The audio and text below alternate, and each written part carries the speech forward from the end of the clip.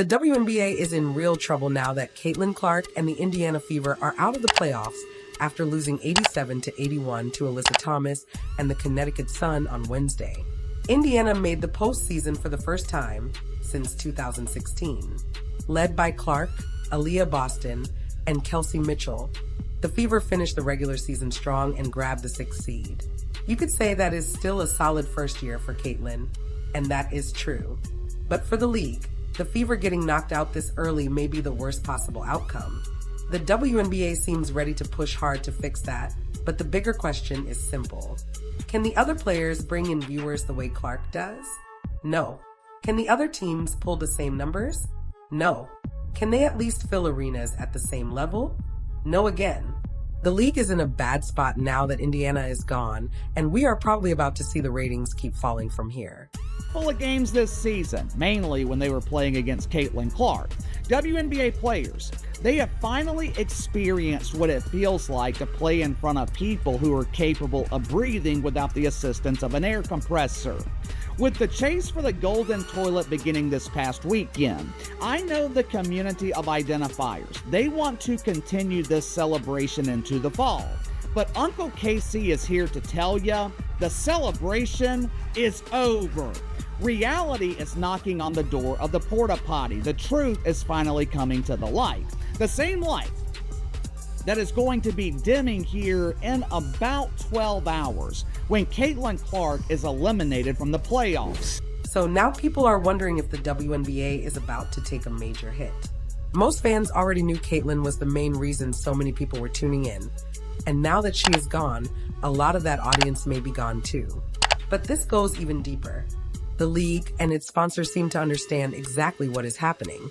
And now it feels like they are trying to do damage control because they need ratings badly. They cannot keep leaning on a rookie as the face of everything when she is already out. And based on what people keep saying behind the scenes, she was never fully the kind of poster star the league wanted anyway. And now that whole situation is starting to show itself in public. Finally being proven without a shadow of a doubt. Caitlin Clark is a megastar. Caitlin Clark is a box office draw, while the rest of the WNBA, it is nothing but a polished turd. Well, it appears that Caitlin Clark fans have listened. Last night, I received the ratings for the first round of games for the chase for the golden toilet. As expected, Caitlin Clark, she was able to draw even though she was competing directly against the early games in the NFL. And as expected, the rest of the WNBA was completely ignored. Jason Whitlock made a point that a lot of people are repeating.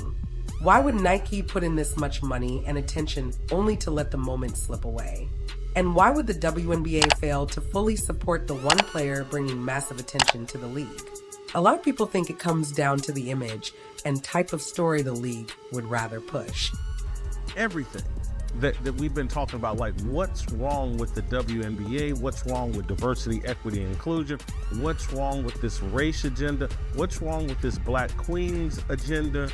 And so he's written a story about Nike and why Nike has been reluctant to take advantage of Caitlin Clark. The WNBA's never had anything. Nothing. Cheryl Miller couldn't really move the needle. Candace Parker couldn't really move the needle. Now they have this woman, and she's made the WNBA relevant. And I'm like, why isn't she being promoted? And how did Nike get her at such a reasonable, wasn't it at 22 or 32? $28 million. Over 8 years. Like, that doesn't add up to me. And that is not even the most surprising part. The next piece of it makes the whole thing look even worse and gives people another reason to believe Caitlin Clark is not getting the support from Nike that someone with her impact should be getting. Instead, in the early Clark era, Nike stock has tanked over the span, and the CEO just got ousted. By the way, though Clark got famous around 22, if you want to buy her shoe, you could be waiting until 2026 to 2027.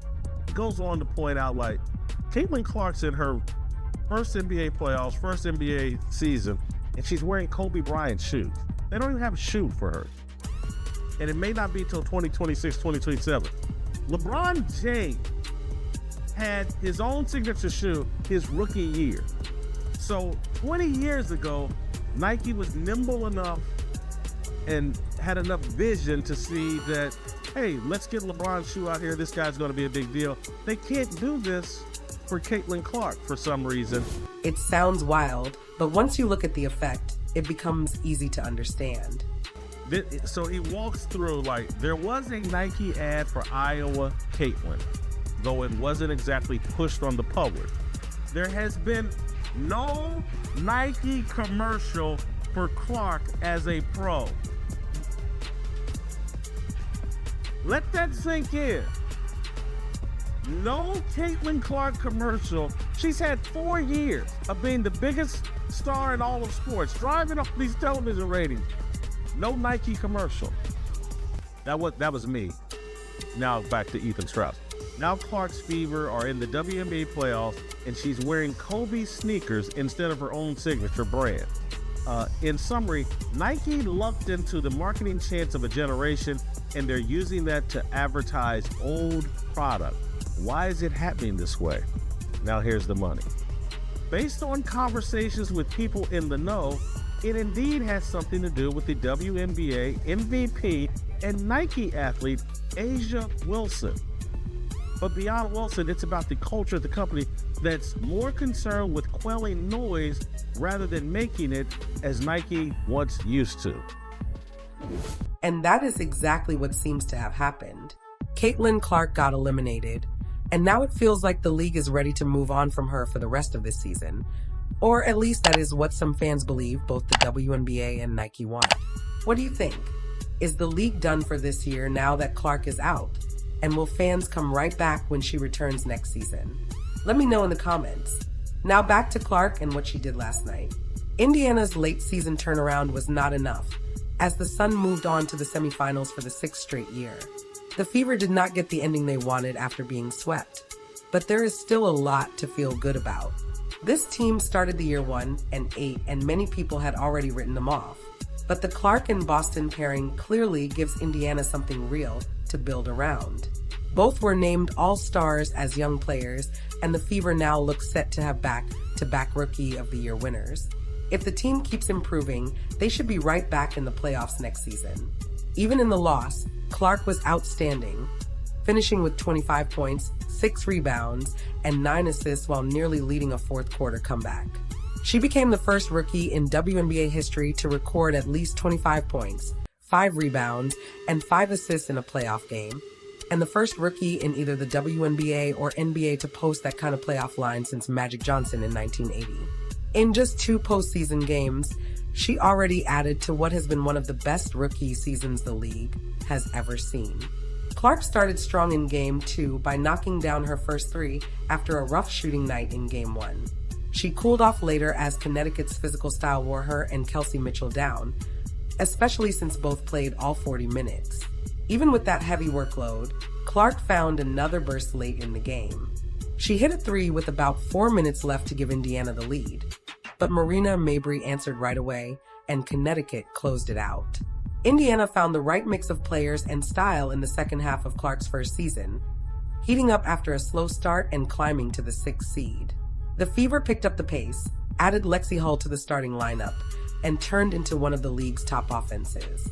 Now, they head into a huge offseason where they need to keep building around Clark and Aaliyah Boston. If Clark takes another jump in year 2, she could absolutely lead a team to a title with the right pieces around her.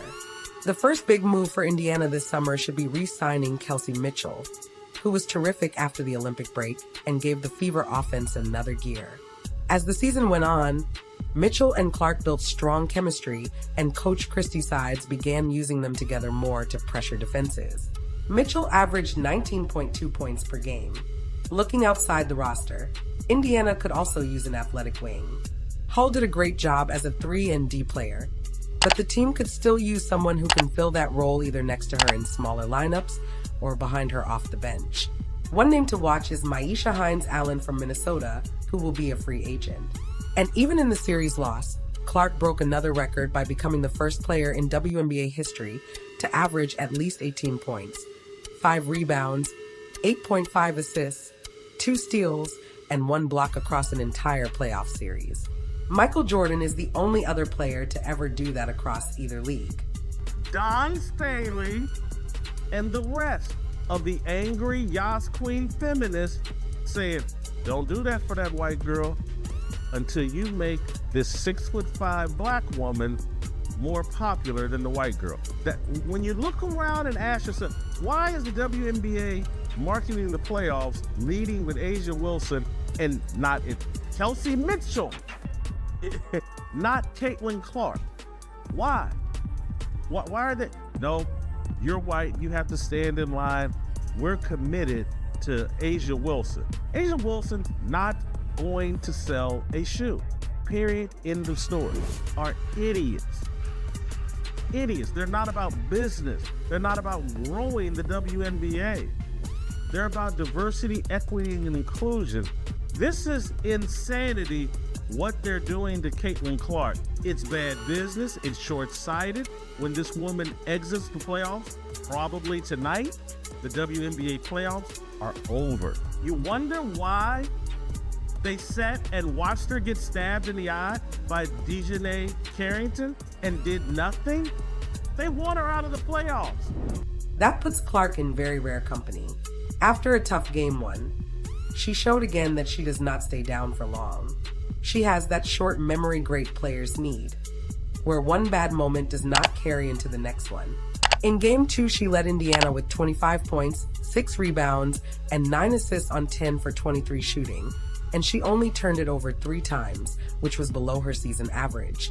That was a strong response after Game 1, when she had 11 points and 8 assists, but shot just 4 for 17. A lot of fans who were watching every game for Clark stopped. She added another impressive mark to her rookie year. It is also fair to remember that WNBA first-round series are only best of 3. Connecticut beat Indiana comfortably in Game 1, 93-69, then held off a much stronger Fever effort in Game 2 to end Clark's season. Because the format is so short, comparing Clark to Jordan may be a little much, but what cannot be denied is how naturally she fills the stat sheet. And it feels like real playoff success is coming sooner rather than later. Clark's impact on the culture of the sport is impossible to ignore. She brought record audiences to the WNBA. Much of the league's rise in popularity this year came from her star power, but she also backed that attention up with elite play, helping turn the Fever from a regular lottery team into a playoff team in one season. There were growing pains early, and Indiana struggled at the start of 2024. But Clark kept getting more comfortable against veteran competition and showed not only that she belongs, but that she is here to stay near the top of the league. At just 22 years old, she has already set several WNBA records, including the assist record, and she is likely to break even more if she improves her turnover control. Clark also makes Indiana a much more attractive place for free agents, which gives the Fever a real path toward becoming a title contender. So will you be watching the Fever again next year? And do you think they can get to a top 4 seed in 2026 and maybe even reach the semifinals? Let me know in the comments, and do not forget to subscribe for daily WNBA news.